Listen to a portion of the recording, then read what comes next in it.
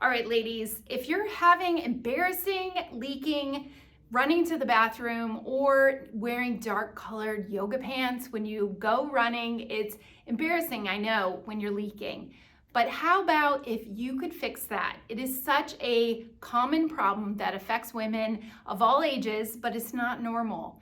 And learning how to control your bladder and your muscles around your bladder and your pelvic floor muscles are going to be very important when it comes to bladder leaks and solving that problem of embarrassing leaks. My name is Dr. Dawn Andalone. I'm a pelvic floor specialist and women's health physical therapist, working with women who have incontinence and dealing with it, whether it's after childbirth or it's during this menopausal stage where your pelvic floor muscles lose a little bit more of that muscle tone from drops in estrogen. There are a lot of reasons why bladder problems start happening at different stages in your life, but just know it is not normal and it's very treatable without medications and without necessarily having a surgery. Now, sometimes you just need to learn the right tips and strategies and changing some things up so you can actually get back to running if that's one of the things that you want to do. So it frequently happens when you are running because your pelvic floor muscles at the bottom part of your core, they are not being controlled properly by that stress when you undergo running, jumping, coughing, anything that's putting a lot of that downward pressure on your intra-abdominal cavity here and down on your pelvic floor. And you may actually end up letting go of those muscles instead of contracting, allowing them to support your bladder when you put it under stress, like in running. So it may happen because of weakness or because your brain is just not syncing to the muscles because of changes that have happened from childbirth or menopause or other trauma to the area as well. So what can you do to reverse this and help your symptoms and move in the right direction so you can solve this? Well, the first thing is looking at what you're doing before running. So cutting back on drinking water 2 hours before you go on a run can be very helpful. If you're also consuming any bladder irritants like citrus drinks or beverages, any bubbly water or anything fizzy with carbonation, any kind of coffee or tea, caffeinated drinks, even decaf tea can be a bladder stimulant. So those things can irritate your bladder enough that you'll get that urge or you don't have that control and it's giving signals to your brain, I gotta go, I gotta go. And so cutting those out at least 2 hours before is the first factor that I would look at in a bladder log of my clients, and they show me what their habits are with eating and drinking. So cutting back on those before you go on a run would be a good place to start. I'm not saying you have to do that forever, but that can help alleviate some of your symptoms. So the next tip is breathing right. And what I mean by that is when I mentioned putting a lot of stress on your intra-abdominal cavity and down on your pelvic floor, sometimes when we are not really thinking about our breathing and we're breathing and putting a lot of pressure in that area, it's going to put more pressure and disrupt that function of your pelvic floor. So one thing you can do to train that is working on diaphragmatic breathing and deep belly breathing.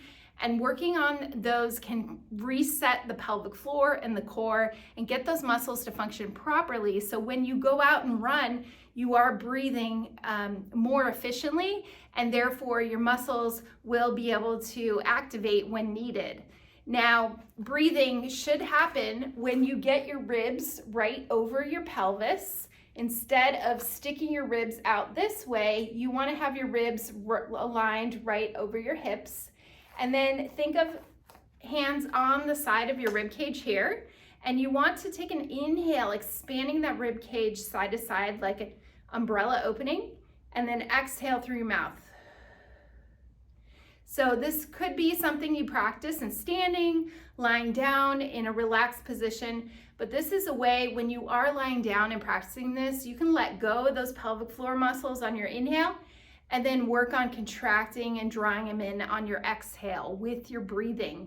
This will teach your brain how to connect to those muscles, so when you are breathing heavier, that those muscles will automatically do what they are supposed to do. And sometimes they need a little reset, especially after surgery or after childbirth. Those muscles forget how to work properly, so we need to train them again.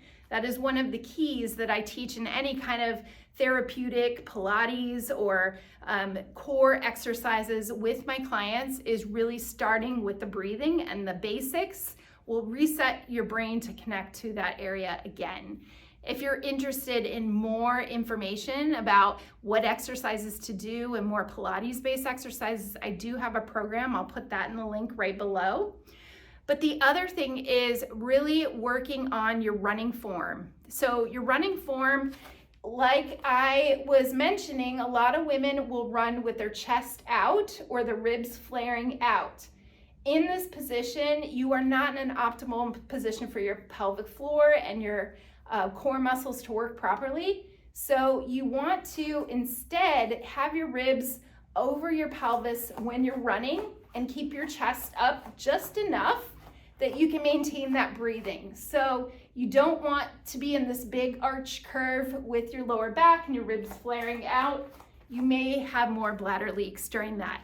So run with real light steps, trying to be light on your feet, pretend like you're running on clouds, and then also get your ribs more aligned with your hips when you're running, so your chest is up, but you're not flaring your ribs out or sticking your butt out like that.